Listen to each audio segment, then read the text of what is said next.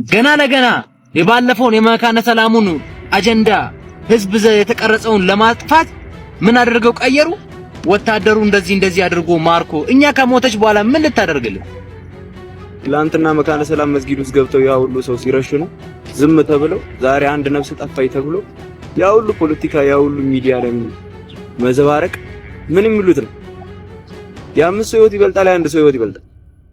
ወዳ ፈቅዳ መሳሪያ ተሸክማ ነው የተዋጋች፣ ሞተች። እነሱ እኮ የሃይማኖት ተቋም ውስጥ ተቀምጠው ነው መሳሪያ ሳይሸከሙ የተገደሉ። የእነሱስ ምን ይባላል? ከመጣችበት እሷ ሞተች። ግን አንተ ግን ተከራካቱን ቆሮጣ እንደጃረገ በላ ታወራለህ። ፋኖ እኮ የዛሬ ሳምንት የዛሬ 15 ያክል እኮ መስጊድ ገብቶ እኮ ህዝብን ሲጨፈጭፍ አንተ ለምን ይሄን ጨፈጨፈ ብለህ አላወራም? አንድ ሰው ግን ስለሞተ ዛሬ ሚዲያን ታናውጣው። መከላከያን መጋፈጥ በዚህ ልክ ዋጋ ያስከፍላል። ጽንፈኛ ባንዳ መወገድ አለበት፣ መረሸን አለበት፣ መደምሰስ አለበት። ሸር አድርጋ አርስልን።